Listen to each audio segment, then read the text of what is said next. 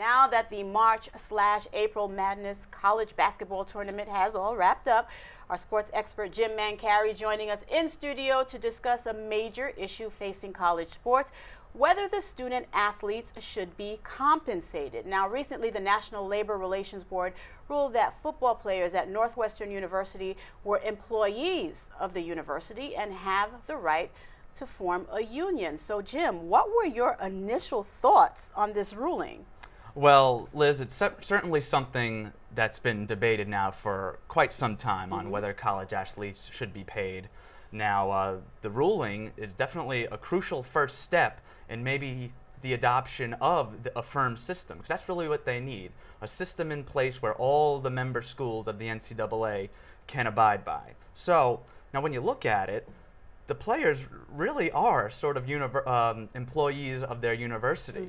They have meetings in the morning, then go to class, then go to their practices, and then at night, mandatory study halls.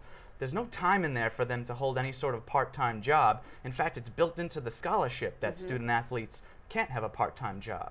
So they have no source of income, but meanwhile, the schools are making tons and tons of money off their athletic programs.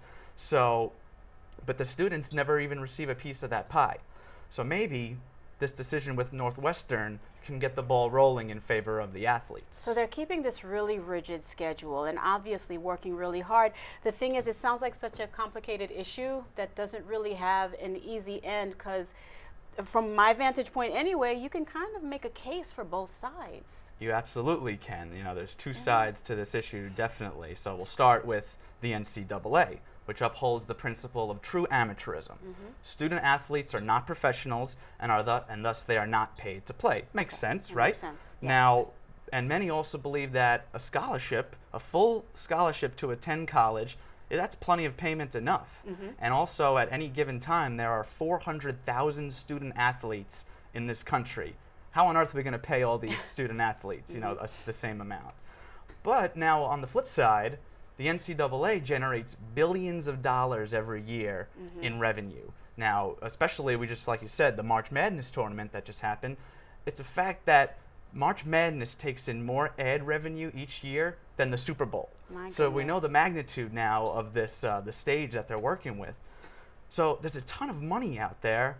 Why can't the actual performers in the athletic contests, the student athletes themselves, why aren't they receiving their fair share? So really, the question is, can there actually be a system, a fair system, for these athletes? You talk about these eye-popping numbers, and it completely fascinates and baffles me. And it really sounds like it should all make sense, but what seems to be the reason why this firm system that you're talking about just hasn't been agreed upon? All the pieces seem to really line up to make a lot of sense. College sports has been around since the turn of the 20th century. What's holding this system back? Well, right now, it's a mere fact that there's only 2 sports in college that generate revenue for their schools.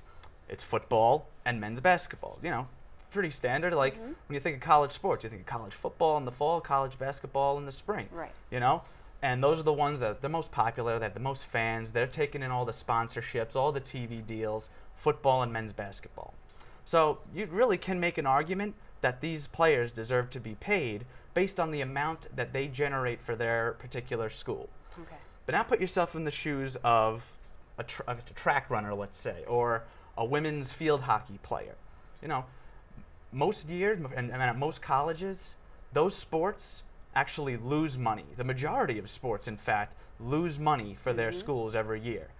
So in that case, you can't really justify paying the athletes for those particular sports, because there is no money to be made. Okay. There's no money coming in from those sports. All right. But now you have to always go back to Title IX, which of course says that everything is equal, you know, men's and women's sports and the landscape of sports in general. So if the men's athletes from the big time sports, football and men's basketball, if they're going to be getting paid, you definitely have to be paying the women's athletes as well, or else there's going to be tons of upheaval and uproar. And not just the women's sports, but also the non-revenue generating men's sports as well. So that's where the issue lies here. All right, so you peel back these layers, you take a look at these numbers. I see now why it is not as clear-cut as I initially thought that it should be. But let's talk about stipends. Okay, we can't pay them these huge salaries. What about stipends? I recently read an article. It was completely viral yesterday about, it was a UConn player who says he can't afford to eat. Like, how is that even possible? That's such a horrible story. No, absolutely. That's something that needs to be considered, stipends. So that player that Liz was speaking about was Shabazz Napier from UConn, national championship winner. He was actually named the most outstanding player of the recent Final Four tournament. Which makes this even worse. Right, most outstanding player. You know, the school, from its tournament win now, has tons of money coming in, and will be getting even more now with that national championship. To think that a player is going to bed hungry based on all the money that this school is bringing in, you know, that's a scary thought. Definitely a scary thought that they're bringing in all this money, yet their players, you know, are going to bed hungry. Who knows how that affects his play and his mindset going into every game. So there's something wrong there. So maybe the next step is for a stipend. And, you know, like you said, we're not talking about numbers that break the bank. You know, maybe it's $2,000 or $3,000 per semester for these student athletes, something that's manageable, because sure, the scholarship takes care of all the major costs, but there's no sort of cost of living here that's taken care of. You know, maybe going to the movies with some friends or food, you know, there has to be something that accounts for that. And maybe the next step here is a stipend, regardless of sport, for every college Just something athlete. to enhance their quality of life. I mean, I know that's why they're there. I know that, you know, the scholarships are very important, but they should have something to enhance their quality of life. Well, that all being said, if it even is possible, what do you think is the next step to be able to just wrap this situation up? Well, the next step is the vote by the Northwestern football players on April 25th to see if they will, in fact, become a union. So their own coach, Pat Fitzgerald, he said he hopes that his players vote no towards unionizing, because it'll just open up so many more legal issues and legal problems, and it's just a can of worms, you know, if they become a union. So, you know, now let's say the players actually do vote yes. So we know that the NCAA is not going to stand for that. They're not going to go down without a fight.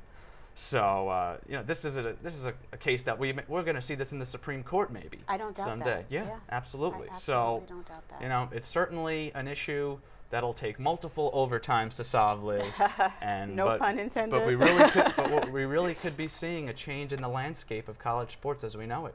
All right, Jim, I got to tell you, I was a little out there with this. Thank you so much. Always great having you on here. You're absolutely so spot on with your perspective, as always.